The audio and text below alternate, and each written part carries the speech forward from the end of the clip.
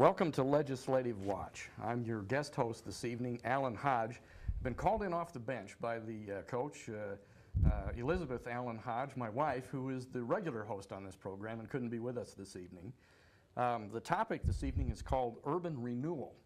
And with me, I have my guest is State Representative Republican from Coeur d'Alene, Kathy Sims, who is serving her first term and has quite a bit of experience on this topic.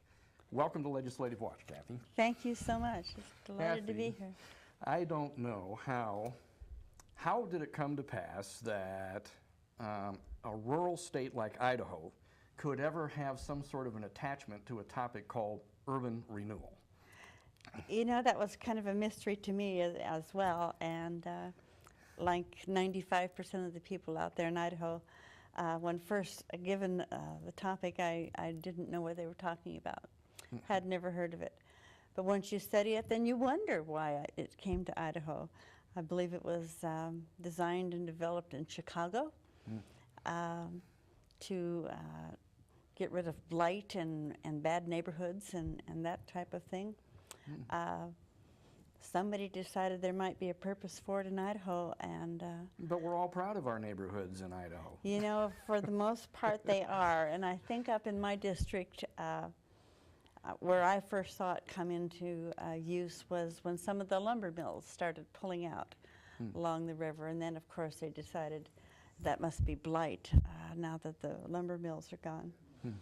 Which of course it wasn't. It's beautiful waterfront property, but they're looking for taxpayer money, pure and simple. And it's funny, a lot of people don't understand that part of it, and if you talk to the proponents of urban renewal, they'll tell you that it's not, but it is 100% property taxpayer dollars.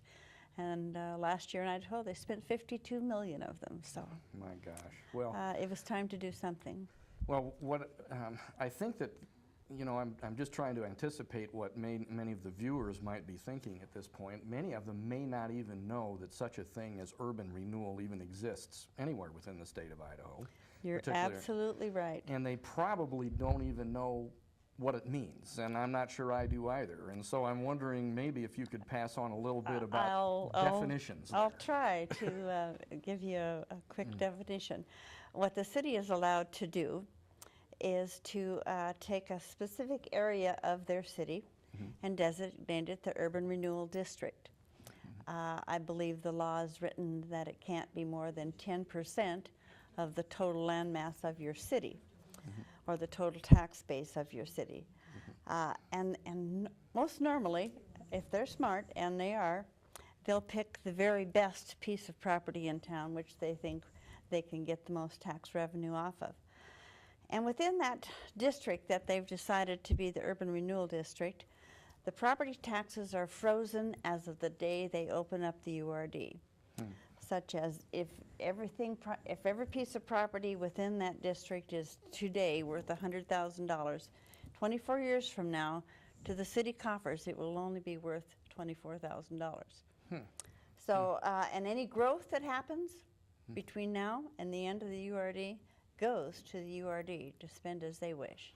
So it sounds like what I'm hearing here, and this is probably something that might be considered common parlance among legislators or people that are familiar with the term, but anytime you hear the word or the term URD, what that stands for is Urban Renewal District. Do I have that correct? Urban Renewal District. It's a piece of property that they've designated within their city that is blighted or run down and allegedly and needs their help drastically. And so for the next 24 years, they're going to take the property taxes derived from all the growth on that piece of property, regardless of whether it's part of their plan or not. That really comes home to me. I just built a new building, and 100% of the taxes on my new building, because I'm in the district, 100% will go to the URD for the next 24 years. So somebody's going to pay for the police and somebody's going to pay for the fire. So the rest of the taxpayers within the URD and outside of the URD, even into the county, will have to help pay for the services that I get. Oh my gosh. Because it's all been siphoned off. In my city last year, They took over $8 million, and that's more than the School District 271 or the North Idaho College combined will take. So it grows rapidly. From its inception till today, they've taken $17 million. And they actually have no plan that's specific. They're allowed to change their plan at any time. Well, how does you mentioned something about designating an urban renewal district. Who is actually involved in the process of arriving what gets designated as an urban renewal district, and then who gets to run the urban renewal district?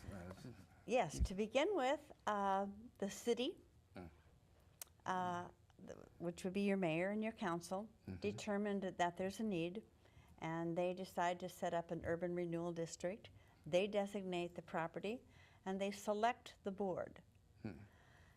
And once the board is selected and the district is selected, it was always the assumption of the city and the taxpayers that the city, our elected officials, would be in charge of this board. Yes. And make sure that they follow the law, etc. In 2009, there was a Supreme Court case, Rexburg versus Hart, who made the decision that an urban renewal district, once established, is no longer a part of the city, and the city is no longer in charge. So that made quite an interesting scenario, because now you have an unelected board out there, and bear in mind they have the power of eminent domain. Yes. And taking millions of taxpayer dollars with no direction by any elected official. And there are no term limits on the board. So it became somewhat of a conundrum. Well, I had a debate with the director of our URD, I recall, and I asked him, now that the Supreme Court has ruled that you're no longer a part of the city, who's in charge? He said, the legislature. And you know, he's right. Oh. We created this problem. I see. And it's legislators' job to fix it. Yes. And that's kind of what I've decided to work on this year. Well, I was just trying to imagine myself in a position where, say, I were living in a certain section of Coeur d'Alene or Boise or Nampa or someplace like that, and I may not know that I'm in a urban renewal district, for starters, and then if I were, I wouldn't know that there might have been a Supreme Court decision that actually said that I might not even be part of the city in some way, that by some judicial definition.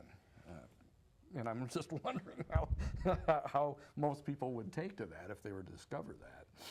You know, like I say, most people, if you read your tax notice, Yes. you'll know. Okay. Because when your tax notice comes from your assessor, it will say on there, and I know it does from my assessor. I can't say for assessors all over the state, but Yes. from my assessor, it'll tell me how many dollars went to the city, went to the college, went to the school, went to your highway district, and went to your URD. URD. Now, they might not spell it out, Urban Renewal District. It might just say URD, and maybe a lot of taxpayers would just say, I wonder what that is. Yeah. And they'll go off and pay their taxes. Yeah, because it's just probably one line item there. So. Yes, it is. One line out of many on a tax, on a tax notice. My gosh. As a property tax owner, you probably know that. Well, when we come back, I think I would like to maybe just delve a little bit more into how city councils and mayors go through the selection process. Who is it that they decide has this high level of expertise that can run this show? And then maybe we can get into some of the current legislation that might be coming along. So Very good. Glad to we'll be tell you. right back.